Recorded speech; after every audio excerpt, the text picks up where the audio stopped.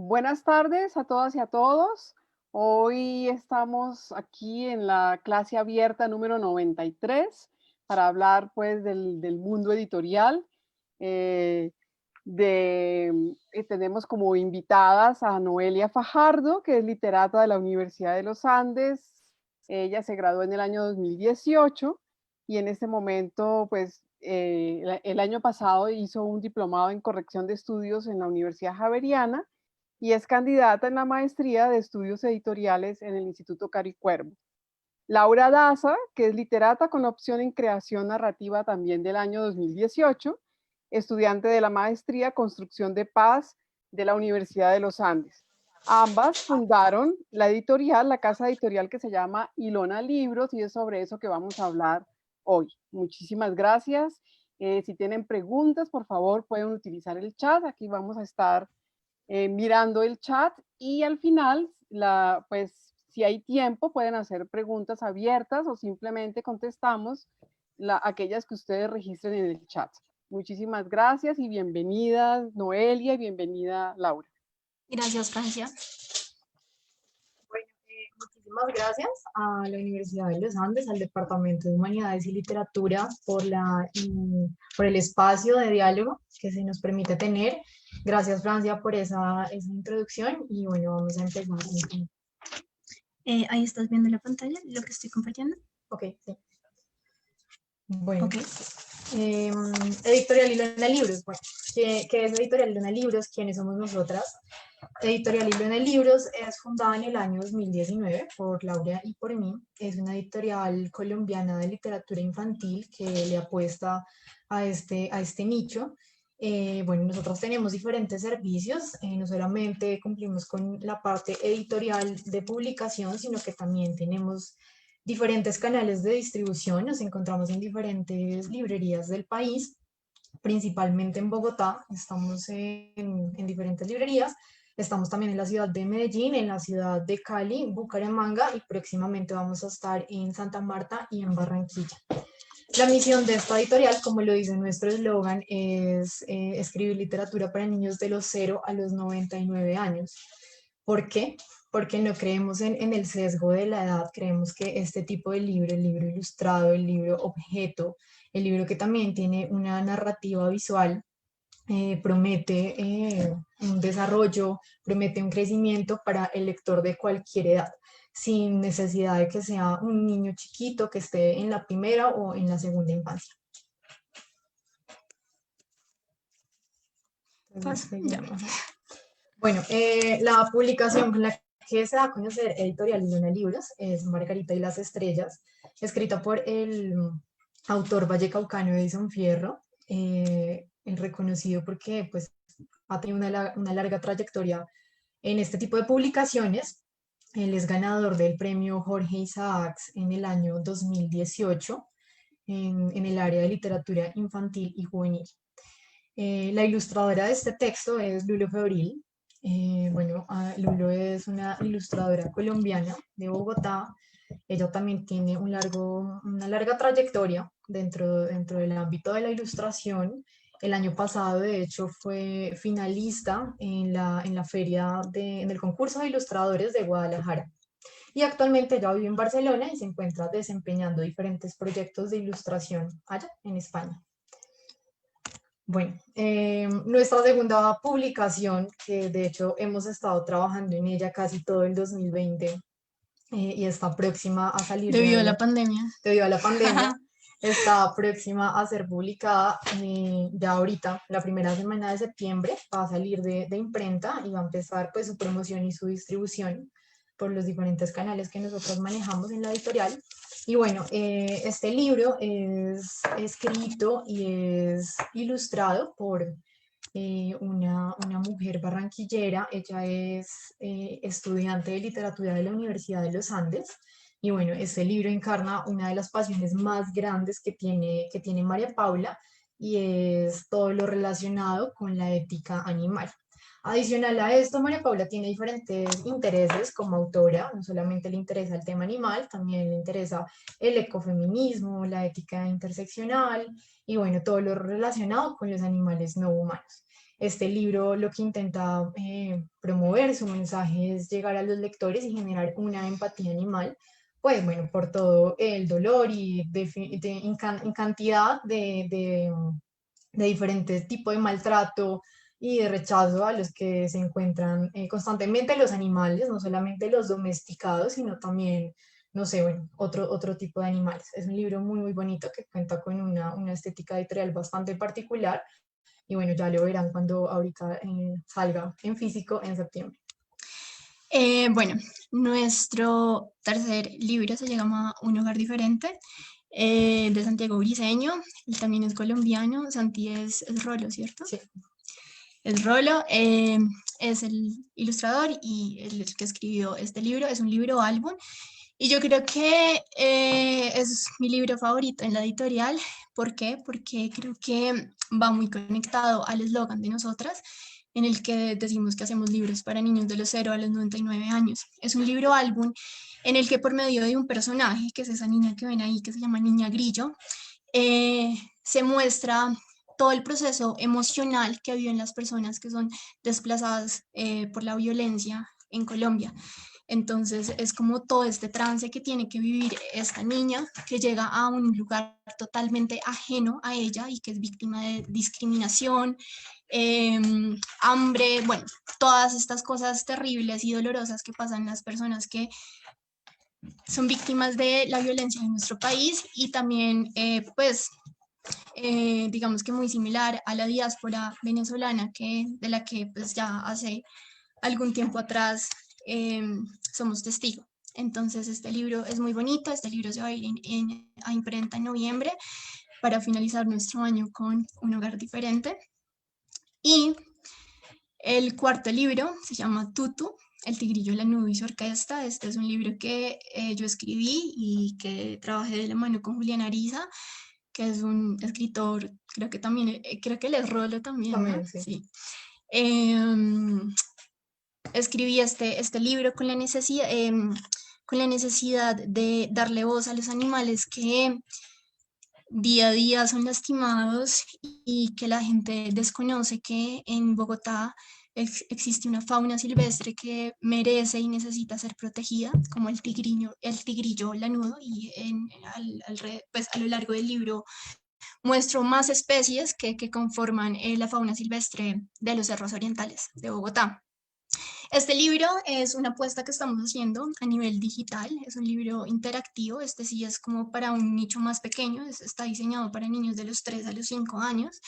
Tiene música, tiene interacción, como dije ahorita, entonces estamos en ese proceso de experimentar, de crear, de probar, de esto sirve, esto no sirve. Entonces ahí vamos, que este es el hijo que tenemos para empezar el 2021.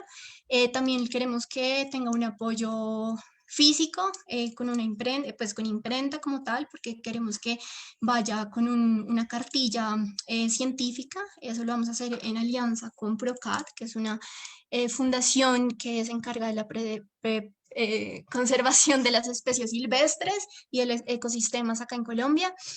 Entonces, bueno, esos son nuestros 4 libros ahorita por el momento. Y ya, eso es Ilona Libros. Bueno, vale resaltar que Ilona nace de un personaje de la novela de Álvaro Mutis, Ilona llega con la lluvia. Noelia y yo, pues creo que es como nuestra novela favorita. Sí. Tuvimos una influencia muy grande de un profesor que admiramos profundamente, Mario Barrero. E Ilona es una mujer en la novela, Ilona es una mujer que es eterna en recuerdo y efímera en contacto. Y eso es lo que nuestros libros, eso es lo que queremos lograr con nuestros libros. Queremos que nuestros libros tengan un impacto emocional y desde todas las esferas en las personas que si lo leo y lo dejo, siempre lo voy a llevar conmigo y siempre voy a querer volver a ese libro. Que eso era lo que le pasaba al Gaviero con Ilona. Siempre quería volver a Ilona. Bueno, ya, listo. Bueno, continuemos. Entonces, ya entrando un poco más en materia, vamos a empezar con esta pregunta que creo que es una de las dualidades más grandes que enfrenta el sector editorial y pues cualquier persona que esté interesada en el ámbito de la edición, y es: ¿el libro como producto es un bien cultural o es un bien material? Entonces, ay, aquí no me deja ver la frase ¿Qué? que quiero leer. Bueno, no sé, bueno, si ahí pueden ver la frase. Bueno, esto lo Espérate, dice porque Fernando Esteves. creo que yo lo puedo correr. Espérate. ¿Ahí lo ves? No. Ah, córrelo ahí, tú. Selecciona esto y corres eso. ¿Pudiste? Sí, ya Ah, puedo. bueno. Entonces, quiero empezar con esta frase célebre del editor y el escritor Fernando Esteves en el 2014, cuando publica un libro que me ha acompañado durante estos años, que es Manual de Supervivencia para Editores del siglo XXI. Es un libro que compila como todas las necesidades y todas las vicisitudes a las que nos enfrentamos los editores en este siglo, en este país y sobre todo en el mundo hispanohablante. Entonces, el libro es uno de los tantos productos artísticos que, como el resto de los que integran las llamadas industrias culturales, se originan en la creación intelectual y la producción de intangibles. Bueno, ¿por qué empezamos con esta pregunta? Bueno, porque como ya lo dije, creemos que es una dualidad a la que nos enfrentamos todos los días al editar un texto, al hablar sobre edición, bueno, al estar en este medio como tal. Esta pregunta, de hecho, es la tesis de un editor argentino muy conocido, Leandro Sagastizábal, y bueno, creo que resume muy bien sobre lo que les vamos a hablar a lo largo pues, de esta clase, de esta conversación. Hay que tener en cuenta también algo bastante particular en el mundo editorial, y es algo clave que de hecho nos recuerda Michael Korda, que también, si no estoy mal, es un editor, es que el entusiasmo es el motor del mundo editorial. ¿Por qué el entusiasmo? Bueno, porque el editor tiene que avisorar el cambio, tiene que avisorar los gustos del público y escuchar la resonancia de las palabras que sustituyen las ya gastadas. Eso es algo que dice Manuel Aguilar, que es un editor español también bastante conocido y célebre. Bueno, ahora bien, ¿cómo llegamos al libro, a lo que es hoy en día el libro? Bueno, se remonta más o menos hacia el año 1450, cuando Gutenberg perfecciona la imprenta, y por medio de este perfeccionamiento que hace, bueno, él añade al funcionamiento de la imprenta que ya venía pues, años atrás, de hecho siglos, creo que desde los chinos, y es cuando implementa los caracteres móviles en este aparato que producía libros a escala artesanal. Y con este cambio, mejor dicho, con este perfeccionamiento en este artefacto, lo que logras hacer un hito dentro de la cultura. Bueno, ¿por qué? Pues porque ahora esta imprenta que es mucho más elaborada, esta máquina que es mucho más avanzada tecnológicamente para la época, lo que logra hacer son tirajes de múltiples ejemplares. Entonces, pues como lo dije, ya no es una producción de 5, 10 o no sé, 20 libros semanales, sino que ya estamos hablando de tirajes de 100, 200, 1000, hasta 5000 ejemplares en un solo tiraje. Entonces, bueno, es un cambio bastante significativo para el área, y pues esto trae consigo transformaciones en el imaginario colectivo. Pues ¿por qué? Porque pasamos de la tradición oral a poseer un conocimiento escrito, no solamente de entretenimiento, sino también político, religioso, cultural, económico y bueno, de cualquier tipo de tema que se pueda escribir. La imprenta, de hecho, históricamente se ha conocido como la verdadera revolución cultural, porque pues la palabra escrita dejó de ser parte solamente de un grupo élite que tenía acceso a este tipo de conocimiento escrito, y pasa a ser un bien cultural del pueblo. Esto pues definitivamente hace un hito en la historia. Y bueno, a principios del siglo XX, la escritura pues que está impresa ya es el medio más extendido en Occidente, entonces esto también es bastante interesante. Y bueno, pues realmente el verdadero desarrollo del siglo XIX se da cuando la alfabetización alcanza a cubrir grandes capas pues, de la sociedad occidental. Esto se puede ver ya, digamos, más o menos hacia 1870, cuando se evidencia, pues, por recopilación histórica, pues, de materiales escritos, que para este año ya se podían vender, no sé, 30.000 ejemplares de una edición económica de Julio Verne. Bueno, esto que trae consigo hacia la actualidad. Y bueno, desde ese momento que ya se empieza a vislumbrar esa gran cantidad de tiraje en una sola producción. Y es que esto trae, bueno, un problema. Pasaron igual casi 4 siglos hasta que se establecieran como las bases económicas del libro, a lo que hoy conocemos como el libro en la sociedad. Y esto trae un problema y es la sobreproducción de publicaciones. Con esta facilidad que trajo la imprenta en sí, pues como lo dije, ya no es solamente para una élite, ya no es solamente, no sé, se imprimen libros para, no sé, temas religiosos o políticos, sino que ya hay libros de entretenimiento. Julio Verne pues era uno de estos autores para entretener. Y bueno, esto también trae consigo en la actualidad otro gran problema al que nos enfrentamos los editores en este mundo, en este gremio de la edición, y es la piratería y fotocopiar.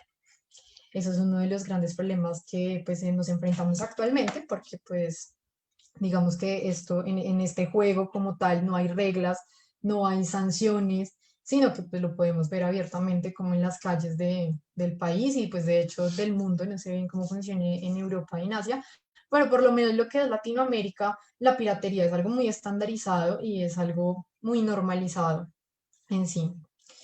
Y bueno, como les mencionaba, bueno, esta dualidad encarna en sí, bueno, la sobreproducción de publicaciones, y esta sobreproducción de publicaciones a lo que ha llevado el libro es que sea un objeto comercial. ¿Por qué? Porque es un objeto comercial, porque pues ya hay infinidad de títulos, de autores, de editoriales, de contenido que podemos consumir por medio de conocimiento escrito. El libro como objeto comercial no solamente compite con los otros libros, con los otros títulos, con los otros autores, sino que constantemente estamos compitiendo con otros productos del nicho artístico como tal, como el cine, radio, televisión, revistas, videojuegos. Entonces la competencia realmente es bastante dura. Y bueno, pues el editor constantemente tiene que estar interpretando los movimientos del mercado, estar interpretando las preferencias del público, qué se está consumiendo, por qué se está consumiendo, qué tipo de edición es la que le interesa más al lector, los precios, bueno, infinidad de cosas de las que les iremos hablando a lo largo de esto. Y bueno, también, pues para cerrar un poco lo que estoy diciendo, es tener en cuenta, y es algo pues no sé, la persona que quiera ser editora tiene que tener en cuenta siempre, y es que los productos culturales encierran en sí la materialización de procesos simbólicos. ¿Por qué? Bueno, porque pues la materia gris, la materia prima del editor es la materia gris. Nosotros, ¿qué hacemos? Recopilar pensamientos, recopilar ideas y volverle un objeto, un producto que pues luego va a entrar en el mercado a competir con diferentes productos. Bueno, ahora vamos a hablar del producto y el consumidor. ¿Quién era este editor? ¿Miguel o Manuel? Manuel Aguilar. Manuel Aguilar hizo una distinción muy importante, digamos, para el mundo editorial y sobre todo para considerar el libro como producto, y es que él dijo, bueno, hay los libros de utilidad práctica, que son los libros que nos educan, que si los leemos vamos a adquirir cierto conocimiento, y los libros de interés general. Entonces son los libros de placer, los que satisfacen los deseos. Entonces, ahí está esta pregunta: ¿qué impulsa al consumidor a inclinarse por un libro en desmedro de otro? En el marketing hizo una variación en 4 aspectos: los culturales, los sociales, los personales y los psicológicos. Entonces, digamos, los culturales influyen los valores, las percepciones de los clientes, las referencias institucionales. Entonces, que si estoy en una clase de tal cosa, entonces nos pusieron a leer tal vaina, entonces voy a ir a comprar ese libro. O mira que leí cierto tema que estás usando en la tesis, pero desde otra perspectiva, voy y lo compro. Entonces, digamos que lo que impulsa al consumidor son varias cosas. Digamos que el consumidor que siempre está comprando libros de interés, de utilidad práctica, está más motivado por razones racionales que por razones emotivas. Todo lo contrario al que compra estos libros de interés general. Son personas que siempre tienen esa influencia de las novedades en las librerías, que tal persona que escucho en la radio todas las mañanas dijo que este libro era buenísimo, entonces voy a ir a comprarlo. Eh, y también está de una manera mucho más superficial, y creo que a todos nos ha pasado que entramos a una librería y por alguna cosa en especial, por el título, por la apariencia, por la estética que tenga el libro, nos dejamos seducir, no sabemos de qué va, de qué trata, si es bueno, si es malo, y lo compramos. Y en muchas ocasiones, y yo creo que a mí me ha pasado un montón, pues no cumple mis expectativas. Entonces, digamos que esas son como las tres cosas que impulsa a un consumidor a decir este sí y este no. Entonces decía, están los culturales, como les decía ahorita, están los sociales, entonces eso es como los grupos de referencia, está la familia, el estatus social. Pongo el ejemplo de, no sé, soy influenciadora digital, se me acaba de ocurrir este ejemplo. Quiero ser influenciadora digital, entonces ando en toda esa onda, en toda esa moda. Entonces seguramente cuando vaya a una librería voy a ir al estante en el que están todas las autobiografías de estas personas que son súper famosas en redes sociales. Están las personales, que ya son a nichos más específicos, de edad, de adquisición, de nivel adquisitivo, estilo de vida, personalidad. Y están los psicológicos, que es la motivación, la percepción, el aprendizaje, las creencias. De hecho, es muy buena estrategia de una librería a veces enfocarse solo en ciertos temas literarios. Como Mr. Fox, que es una librería, es una de mis librerías favoritas, de literatura infantil en Chapinero. También hay una en el Centro Comercial Andino que se llama Era Azul, y esta librería es solamente de temas espirituales y de ángeles y bueno, de toda esa onda. Entonces, ¿por qué les cuento toda esta carreta? Porque esta teoría en la práctica es totalmente cierta. ¿Por qué les digo? Porque nosotras, antes de crear Ilona Libros, quisimos tener la experiencia de campo. Quisimos meternos en ese mundo a ver de qué iba, a ver cómo podíamos crear estrategias que nos permitiera ser, ¿cómo sería la palabra? ¿No? Como ser prósperas en el negocio. Y antes de crear Ilona Libros, trabajamos en una librería en Bogotá, por la zona G de Bogotá, en el área de literatura infantil. Era una sala llena de libros de literatura infantil, y todas estas cosas que les acabo de decir es así funciona. Entonces estaba la persona, oye, mira, necesito un libro para un regalo de un niño de 5 años, ¿qué me recomiendas?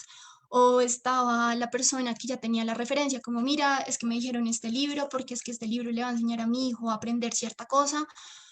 Y también estaba el niño que llegaba a la sala y simplemente, claramente los niños no pedían asesoría, los niños simplemente llegaban y cogían su libro favorito, y así tú le mostraras un libro mejor, más bonito, más pequeño, más grande, no, él quería ese y ya. Yo creo que digamos que el reto que nosotras tenemos al hacer literatura para niños es que tenemos el público más exigente y más sincero del mundo. O sea, uno le muestra un libro a un niño y en un segundo te dice si le gusta o no le gusta. Digamos que mira, uno puede ser el vendedor, el mejor vendedor del mundo. Pero si a un niño no le gusta, no le gusta, y seguramente va a ir por otro libro o seguramente va a ir a jugar. Digamos que con los adultos es diferente. Si yo necesito vender un libro que es muy similar al que esa persona, el cliente, está viendo, pues yo le puedo echar la carreta y seguramente lo puedo convencer, como no lo puedo convencer. En cambio, a un niño no. O sea, un niño a ti no te da la posibilidad de una página a ver si lo convences o no lo convences. Si no lo convences con la portada, pues te vas. O sea, ahí ya perdiste el juego, no hay nada que hacer. Entonces, es muy importante esto. Entonces, es muy importante entender el negocio, porque hay que entender el consumo, analizar cómo es el negocio del libro y a partir de esa relación ver la oferta y la demanda. Yo qué puedo ofrecer con la demanda a la que me voy a exponer. es eso. Yo creo que el ritual de compra, la motivación de compra de las personas nos exige a las personas que tenemos una editorial a crear contenido más allá si es bueno o malo para la crítica literaria, que pueda llegar a cautivar a nuestros clientes. Francisco Casabella, que es un escritor español, si no estoy mal, decía que hay, bueno, yo sé que esto puede ser un poco problemático y todo, yo a veces tampoco estoy muy de acuerdo, pero digamos, visto el libro como un producto, como voy a vender esto, hay que apostarle a dos cosas. Y las claves es una lectura fácil y un argumento novedoso. Entonces, de ahí uno se tiene que agarrar para crear un libro que sea un producto exitoso y por ende hacer el negocio rentable. Bueno, también hay otra clasificación importante, además del producto y el consumidor, y es que dentro de este consumo hay una clasificación que nos la dan unas pautas de consumo, como bien lo dice el título. Entonces, bueno, ¿por qué? ¿Por qué se da esto? Porque en el campo editorial, o sea, este tipo de mercado, como muchos otros mercados, no es una entidad homogénea. El mercado no es homogéneo, no es plano, constantemente hay cambios en temáticas y pues esto va ligado también a los, no sé, los otros espacios de entretenimiento artísticos. Hay influencia, entonces cuando, no sé, cuando se pasan del libro al cine, no sé, un material, una película para convertirlo en película o viceversa, también se dan ese tipo de casos donde la película se convierte en un libro. Entonces hay que avisorar pues todo este movimiento que nos trae la industria y la creación dentro del mundo editorial. Bueno, hay cinco pautas de consumo que son de utilidad práctica, las técnicos, las de precios, de imágenes y bueno, la tipología del libro. Entonces, bueno, para empezar, les voy a hablar un poco de el de utilidad práctica. Esto es desde la perspectiva del consumidor como tal. Entonces, este tipo de libros que caben dentro de este tipo de pauta es porque son libros que generalmente no tienen como un sello editorial que los representa de una manera fuerte, no tienen marcas importantes, es un producto que más bien hace énfasis o fuerza en el género, géneros que por lo general son muy vendidos, por ejemplo, no sé, una novela de tema policial es algo que entra dentro de este campo también de aventuras, de suspenso, y generalmente no importa mucho el autor, simplemente es como algo de consumo mediático como tal.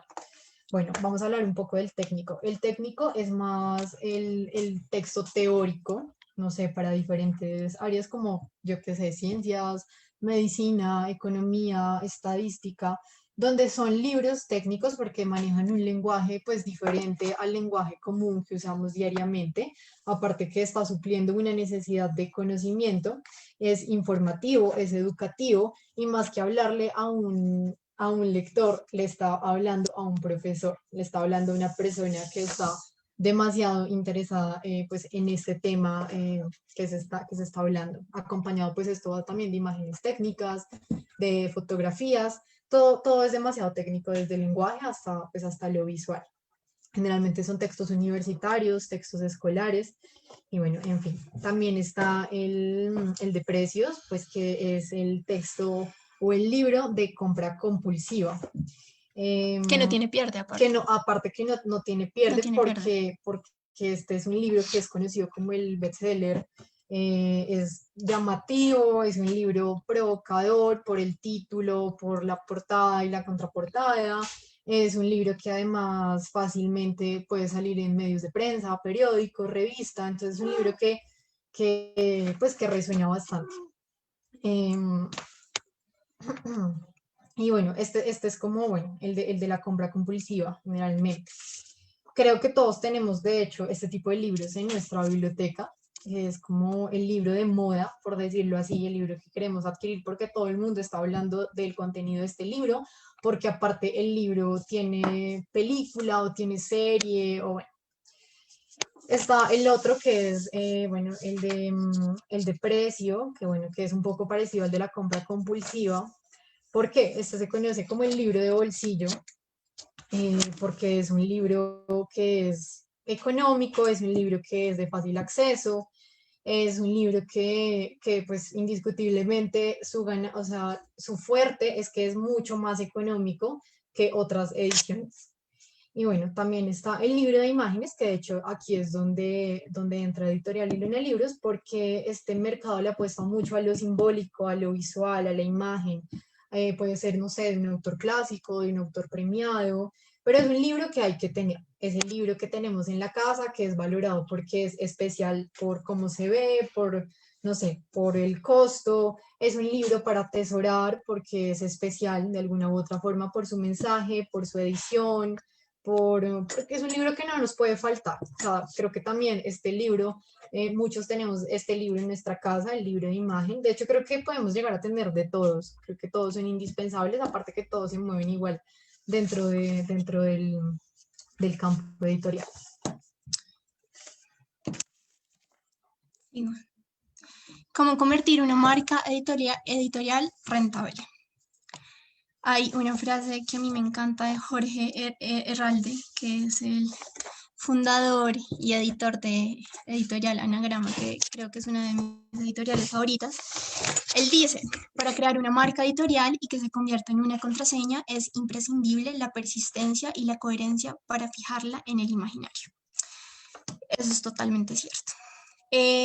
Digamos que en el marketing estratégico, y eso lo hablaba Michael Porter, que es un economista especialista en estrategias de mercadeo empresarial, dice que el simple hecho de crear una marca es como empezar a nadar contra corriente, porque crear una marca no es hagamos un logo y ya esa es la marca, pues no, o sea, eso mejor dicho, es como crear un ser humano.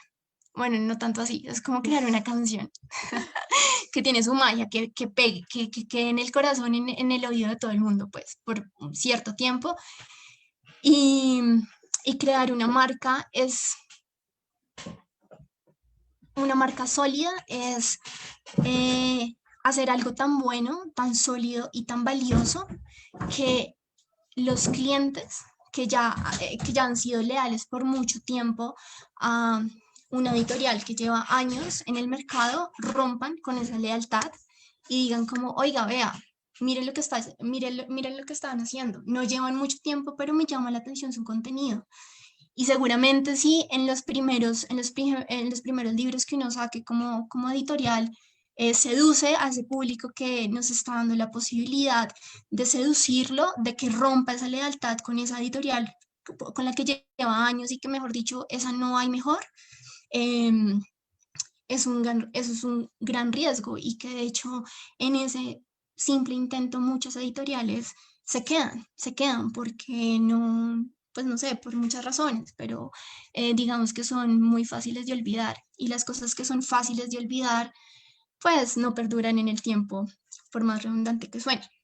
Entonces, digamos que hubo un estudio en Argentina, si no estoy mal, en el 2006, sí, en el 2006, en el que se le pregunta a las personas qué es lo que más recuerda de un libro. Entonces, digamos, el 92% de las personas dijo que el título, el 66% dijo que el nombre del autor y el 27% dijo que la editorial. Eso nos somete a las personas que tenemos editoriales a hacer algo que pues quede en el corazón de las personas, lo que decíamos, que, que sea esa Ilona de ese Gaviero que jamás puedo olvidar a su Ilona. Entonces, tiene estas cuatro, como que hay cuatro estrategias que van a permitir que una marca editorial sea exitosa y por ende rentable. La detención de una necesidad del mercado. Eso va de la mano con una propuesta eficaz y novedosa. Como les decía al principio, pues nosotras tenemos una influencia muy grande de Mario Barrero, del profesor de literatura en los Andes. Y Mario decía algo que a mí siempre se me quedó y que siempre lo tengo en cuenta a la hora de escribir, y es que él decía que casi todo ya está escrito.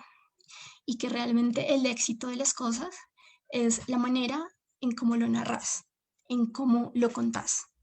Ahí está el éxito de que un libro pueda pegar. Digamos que no miremos de si es bueno o si es malo, eso creo que ya va de otro tema, pero el reto es cómo contás eso que ya existe. Entonces, digamos que la detención de una necesidad del mercado, y lo pongo en ejemplo de nuestra editorial, el tema del posconflicto armado en Colombia es un tema que hay que contarlo, y que a veces está mal contado o simplemente pensamos que los niños no están preparados para ver esa realidad, para conocer esa realidad, pero entonces, de lo cual pues yo no estoy de acuerdo. Entonces vamos a crear algo que permita contar esa realidad para un público que pues no se le puede dar violencia. Entonces por eso Hogar Diferente está como uno de nuestros libros. ¿Cuál? No, pero ¿por qué cuadrúpedo? ¿Por qué? ¿Con Oh, los no, no. animales? Sí, sí, también. La violencia animal. Ah, bueno, sí, pero entonces digamos es eso, es como, vea, está pasando esto en Colombia, matan a las personas en Colombia, los niños se mueren de hambre en Colombia, un montón de cosas que a todos debería rompernos el corazón, y aparte de eso trabajar en pro de cómo vamos a solucionar eso, y creo que los niños deben saber eso. Entonces vamos a contar una historia en la que ellos a, a conocer este tipo de cosas. Una propuesta eficaz y novedosa, una distribución fija y segura. Digamos que las editoriales independientes pueden autodistribuirse o pagar para que las distribuyan. Hay empresas que solamente se dedican a este tema de la distribución. Los distribuidores de libros casi siempre quedan con el 30%, piden el 30%, ¿no? Hasta el 40. 30, 40%. Entonces, si se tiene en cuenta que voy a distribuir mi libro con tal empresa, me va a quitar el 30% del PVP en mi libro, más el porcentaje que pida una editorial, que es del 30 al 40, que eso va a hablar más adelante Noelia. Entonces, realmente me quedaría un 30 y 20% para mí, ni siquiera para mí, sino para mi editorial. Obvio, o sea, yo les digo esto y es como no, pues, o sea, pues para eso lo distribuyo yo y ya. Pero a veces funciona, ¿cierto? Sí. A veces funciona porque se vende pues por cantidad y bueno. Digamos que nosotras en este caso nos distribuimos, nos autodistribuimos, tenemos ya alianzas fijas con varias librerías, como lo contaba Noelia, en diferentes partes de Colombia, y también apostamos mucho a la distribución digital, pues a las redes sociales, a Instagram, Facebook, página web, donde ahí el porcentaje pues es pleno para la editorial, de un 100%. Y bueno, los beneficios para el cliente, eso lo hablábamos ahorita, como el beneficio para el cliente es darle una experiencia gratificante, un sentir. Para mí es muy importante que las personas cuando lean un libro de Ilona sientan mucho. No importa si sienten feo o sienten bien, si sienten alegría o sienten tristeza, pero que sientan. Creo que eso es lo que nos mueve el mundo y mueve el arte y que llega a transformarnos. Así es. De hecho, retomando eso que dices, hay una frase de Jason Epstein que dice: la literatura, como todas las religiones, es también un negocio, aunque no muy bueno. Exacto, totalmente. Entonces ya vamos a hablar un poco como del tema de los precios, que de hecho,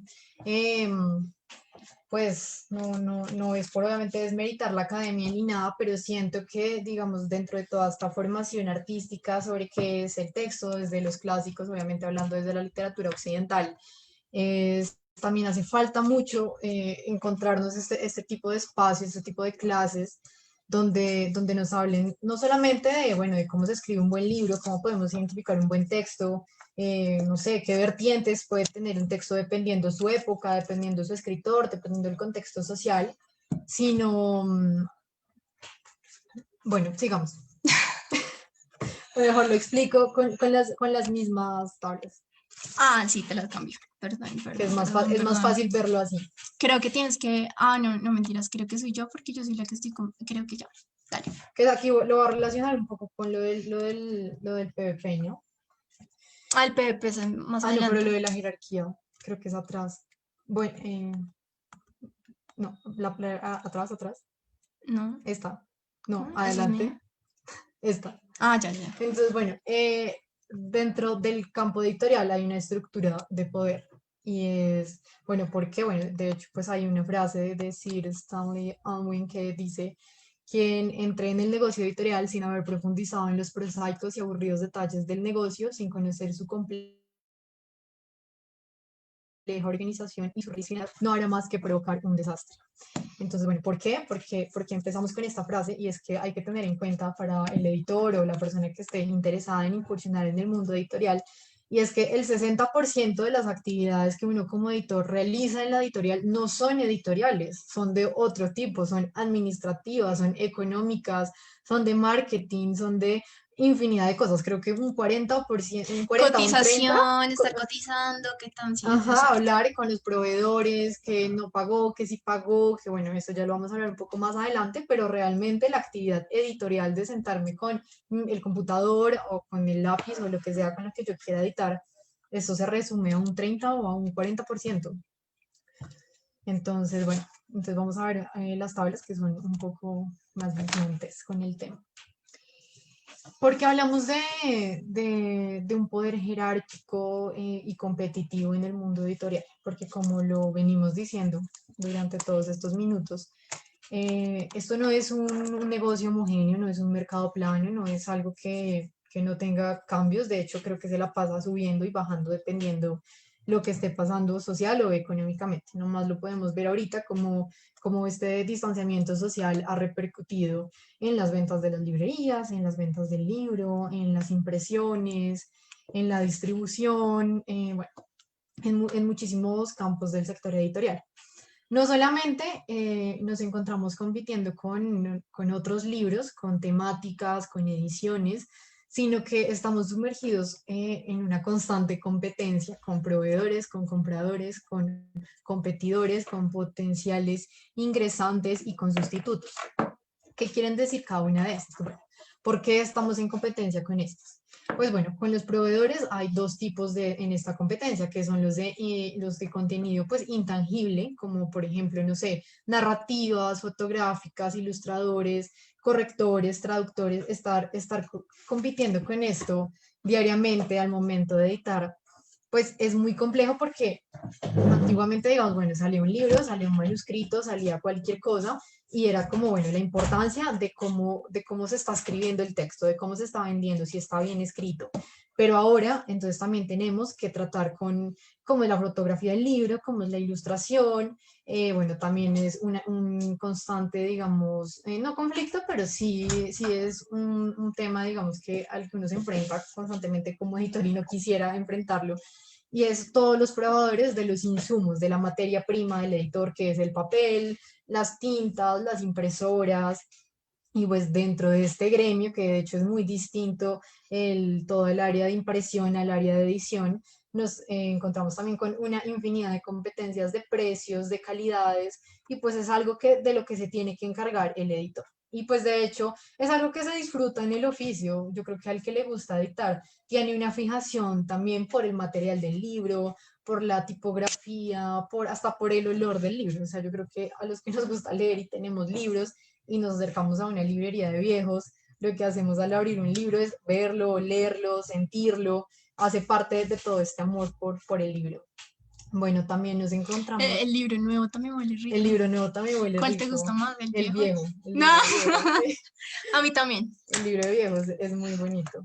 De hecho, creo que todos los que estamos en el área de humanidades y literatura hemos ido a Merlín, solamente a la librería Merlín, Ah, a ok, ver ok. los No, nunca libros fui. y a olerlos. Y bueno, O sea, su plan era ir a oler libros. a oler libros a Merlín. Y bueno, el caso es que, bueno, también nos encontramos en competencia también con los compradores. ¿Qué quiere decir en competencia con los compradores? Que las cadenas de librerías, a diferencia de las librerías independientes, manejan pues un estándar de precios. ¿Por qué? Porque se pueden dar el lujo, porque lo único que venden no son libros. También venden comida, venden ropa y bueno, ven diferentes insumos para la necesidad diaria del humano.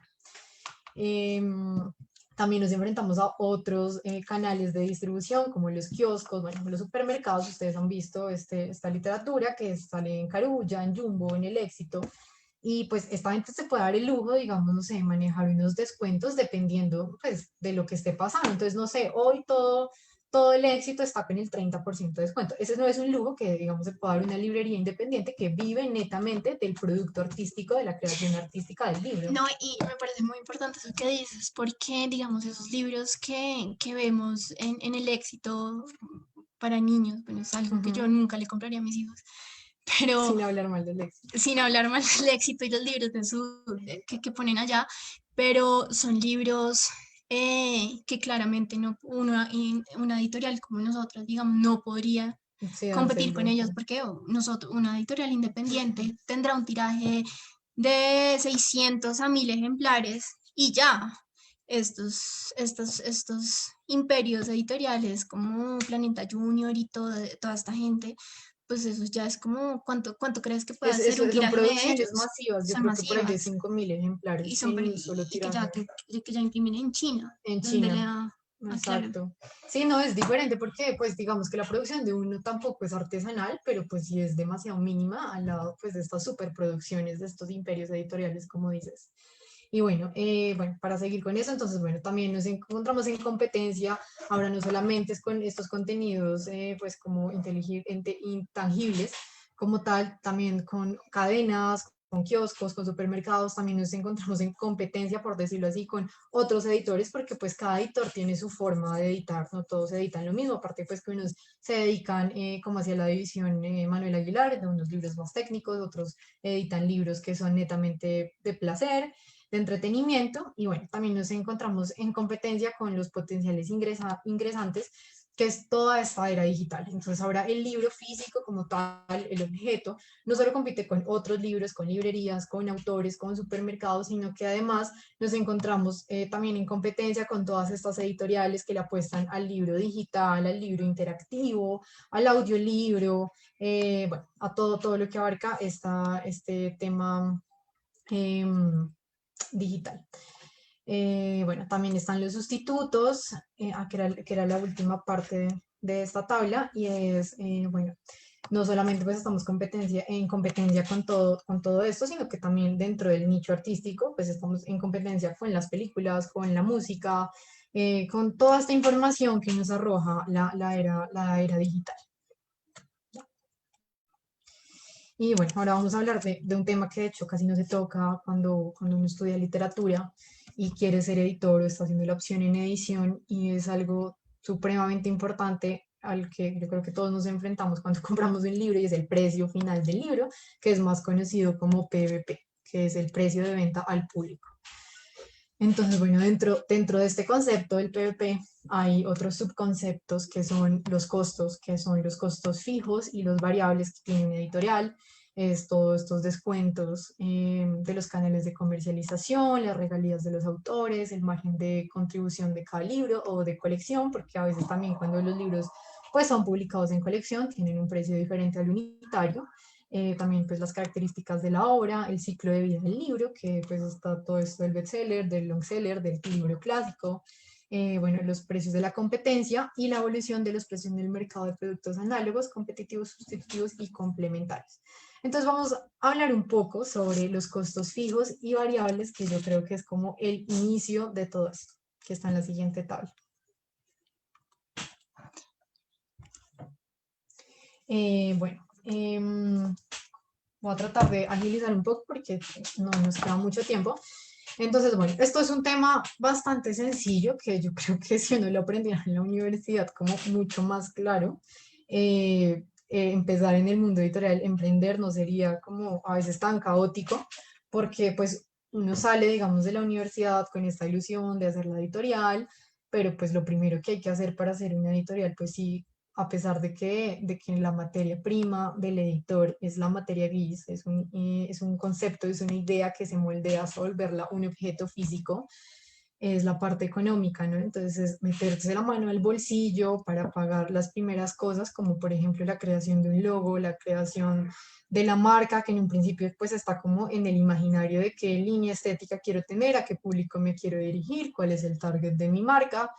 Y, y no solamente eso, entonces está bueno la primera publicación, de donde va a salir como este capital para poder imprimir este primer libro, si pues no hay una anterior publicación que con el precio adicional al PVP, perdón, al precio base, que son solo los materiales, me esté dando para hacer una nueva publicación. Entonces, ¿cuáles son estos costos fijos que debemos asumir así estemos iniciando en la editorial o simplemente porque queremos publicar un nuevo título? Entonces, podemos empezar con lo más básico, por ejemplo, que es la solicitud del ISBN y el registro ante la DNDA. ¿Qué es en esto? Bueno, en la solicitud del código ISBN es este código que sale, bueno, aquí no se ve muy bien, que sale en el código de barras, que sale encima del código de barras, por ejemplo, acá. Bueno, es el código, es la cédula del libro. El registro ante la DNA son los derechos nacionales del derecho de autor. Entonces, es como esa inscripción, esta sí es gratuita, pero de la solicitud del ISBN sí tiene un costo promedio de 60.000 pesos. Entonces, bueno, nos tenemos que enfrentar a este primer costo, que es pues, este registro.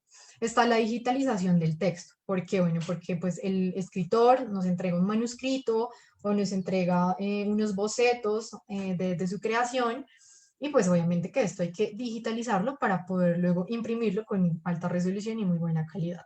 Entonces, pues esto, ¿quién lo hace? Una persona que sepa diagramar, que, bueno, que conozca pues todo esto. Si uno pues lo aprende durante la carrera o hace, no sé, doble con diseño, pues sería fabuloso porque pues puede, digamos, conectar estos dos conocimientos para producir un libro. O bueno, o al menos le queda a uno mucho más sencillo hacerlo. También está la parte de la traducción, si compramos los derechos de este libro y lo que queremos es, no sé, pasarlo al español, entonces, bueno, necesitamos pues un traductor, que eso es también un gasto adicional, a menos pues que uno lo sepa, pero pues uno no es como tan integral muchas veces como para poder cumplir con todos estos requisitos y no tener que contratar terceros para que lo hagan. También pues dentro del proceso editorial hay corrección de estilo, hay corrección tipográfica, bueno, hay diseño y diagramación. Este diseño y diagramación también hace alusión al diseño de la editorial como marca, entonces cómo son las guardas, cómo van a ser las medidas del libro, qué tipo de papel voy a usar, bueno, infinidad de cosas que son detalles que muchas veces el comprador no lo ve, pero que el editor es algo que revisa una y otra vez para que sea perfecto. También está el diseño de portada, que esto pues es algo del diseñador, pero también se necesita pues un director de arte porque necesitamos que pues que sea algo estéticamente hermoso, sea llamativo, que represente, que recopile la intención que tiene el autor, que tiene el ilustrador y que tiene el editor con este libro. Bueno, muchas veces también nos encontramos con escaneo de imágenes, de ilustración y bueno, la prueba color o de cromalina. Estos son los costos fijos o los también llamados de preproducción o de Perdón, producción. Noelia y Laura, ya nos quedan muy pocos minutos y hay muchas preguntas en el chat. Ah, bueno, entonces Bueno, y ya como ven aquí, estos nos son los quedó costos mucho, pero bueno, variables, es que sí, es demasiado tema. sí. Y estos son los industriales, los autorales y los comerciales. Entonces, bueno, ahí ya se ven, yo creo que pues sigamos con los derechos de autor y las nuevas tecnologías para ya terminar. Sí, Francia, ¿hay espacio o vamos de una para las preguntas? Yo diría, porque hay varias preguntas y sería una lástima que nuestros Ah, oyentes bueno, se listo. vayan pues sin respuesta alguna, aunque después lo pueden hacer ustedes, ¿no? Por vía Sí, chat claro, claro, también. claro, claro. Y yo pues las felicito como las están felicitando aquí todos en el chat. O sea, realmente es muy grato Quisiera ver el chat. escuchar la experiencia de ustedes, ¿no? O sea, dos exitosas empresarias en el mundo editorial que egresadas del mundo de la literatura, donde todo el mundo piensa que se van a morir de hambre, ¿no? Nos vamos a morir de hambre los que estudiamos literatura. Y pues no es así, y es un proyecto muy bien pensado, un proyecto muy serio, y me alegra mucho que detrás de esa iniciativa esté Mario Barrero, a quien todos Sí. queremos mucho y que sí, realmente sus clases son inspiradoras. Entonces me alegra muchísimo y Y bueno, pues veamos el chat, ¿les parece? Sí, ¿Ustedes Sí, de están una, de viendo el una. chat? sí, acá lo estoy viendo. Hay varias Eh, preguntas, pues no sé, muchas felicitaciones, pero por ejemplo, están pensando aquí, en estas últimas, no sé si ustedes puedan como reunir aquí varias de estas preguntas, ¿no? Yo no veo. Que bueno, hablan, sí, si quieres, hay una mira, de, hay una de sí. Charly Novoa que dice, ¿qué pueden decirnos acerca de la experiencia de ser editora, de su condición de mujer en esta experiencia cultural? Bueno, yo creo que hasta el momento no hemos tenido ninguna dificultad de ser editoras y de alguna u otra forma hacerlo bien por el simple hecho de ser mujer. Em, ¿Tú qué opinas respecto a eso? Yo todavía no he sentido como algún tipo de discriminación o que, ¿sabes? Sí, no, pues de hecho, pues uno en el mundo editorial siempre oye que es un campo bastante misógino, es algo que no voy a ocultar, pero en experiencia propia, la verdad, no lo hemos vivido, de hecho, pues siempre nos hemos sentido muy acogidos por los autores, por los distribuidores, por los administradores de las librerías, pues digamos que gracias a la vida siempre nos hemos encontrado con gente muy, muy afín a nuestro trabajo, a nuestro género, sin recibir ningún tipo de discriminación por el hecho de ser una mujer editora. Sí, hay una de David Solukhov, Ujú. em, como en el futuro del libro impreso frente al digital. De hecho, de eso íbamos a hablar ya al final, porque digamos que en el siglo XX estaba el miedo de que el libro impreso iba a morir y los editores análogos íbamos a morir y todo, pero eso no es cierto. O sea, no le tenemos que tener miedo a la era digital. De hecho, tiene muchos beneficios y por eso estamos haciendo Tutu, el tigrillo en la nube, que es un libro netamente digital, interactivo. Mira, David, que creo que David ya se fue. Sí, creo que. Ah, no, ahí está. Eh, Mira, David, que digamos, si uno va a hacer. Hola. Mira, David, que si uno va a hacer un libro normal, tipo PDF, pues obviamente los gastos van a bajar totalmente y sería mucho beneficio pues para la editorial, aparte pues porque está Amazon, todo este tipo de plataformas que dan muchos beneficios. De hecho, para un autor, una editorial independiente y de hecho hasta las grandes editoriales dan del 8 al 12%. Amazon ofrece el 70%, entonces ya estamos en el plan de que uno mismo se pueda autopublicar. Pero digamos, en esta experiencia que estamos teniendo con Tuto el Tigrillo, es un libro mucho más complicado que realmente puede llegar a ser mucho más costoso que un libro, que sacar un tiraje de 800 libros. ¿Por qué? Porque tiene música, entonces eso implica gastos a músicos, producción, masterización de los sonidos, de la música, Investigación científica. investigación científica, a todo este tipo de, ya no estamos trabajando como, bueno, este papel es lindo, pero es muy caro, entonces busquemos otro, sino que ya estamos trabajando con productores, con animadores. Entonces, estamos teniendo la experiencia, espero que nos salga todo bien, pero sí puede llegar a ser, de hecho, como el mismo gasto que se puede hacer en un libro impreso. Mm. Tiene sus beneficios y sus cosas que no. Y aparte yo también pienso, David, que influye mucho en el gusto, ¿no? Yo soy una persona, y eso lo hablaba ahorita con Noelia, que a mí me gusta leer tocando, tocando. Hay gente que sí Mm. se lee, digamos, con los nativos digitales y les gusta es estar ahí en la pantalla, pero a mí sí me gusta, como que disfruto más, mi experiencia es mucho más gratificante con el papel, ¿no? Y bueno, es eso. Otra pregunta tenemos. Bueno, yo, pues muchas gracias. Yo Y creo que ya. vamos a cortar acá. Qué Ah, pena con bueno. ustedes. Ok, Francia, no hay problema. Nosotros tenemos grados ahora y estamos citados antes, entonces no podemos quedarnos más tiempo con Luis, pero pues igual ustedes pueden responder más preguntas por el chat, que seguramente van a surgir unas nuevas. Y la semana entrante también los invitamos entonces a este espacio. Mañana publicamos la agenda para que estén pendientes. Muchísimas gracias por la asistencia, muchísimas gracias Noelia y Laura por esta presentación enriquecedora y les deseamos muchísimos éxitos y ojalá las podamos tener en otra ocasión para conversar un poco más sobre este mundo editorial pensado en los chicos, hablar, por ejemplo, qué pasaría si han pensado hacer una revista para los niños, ¿no? Hay una revista muy linda que se llama Revista Cucu, no sé si la has oído. No, no, no. Bueno, ¿Pero después te la muestro. de usted? Pero sí, no, es de otras personas, pero es muy linda. Después te la comparto. Pero sí, hemos pensado en todo ese tipo de cosas. Sí, porque si hay algo que les gusta a los niños es recibir periódicamente una revista, eso los pone felices, ¿no? O sea, Es una nota. Sí, inclusive al Ujú. correo, a la casa, que llegue a nombre del niño la sí. revista y que sea pues periódica, etcétera, eso es una muy buena idea.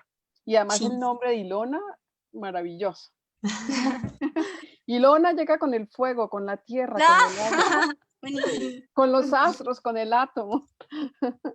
Ay, Bueno, Fran. muchísimas gracias y me disculpo por interrumpirlas, pero se nos acabó el tiempo. Ok, bueno. Muchas Muchas gracias a gracias. todos y gracias a ti, Francia. Gracias, Bueno, Francia. Adiós. gracias y estén pendientes para nuestra nueva programación y Ok, seguramente volveremos a vernos. Ok, así será. bueno. Hasta Bueno, luego, gracias. adiós, Chao. gracias.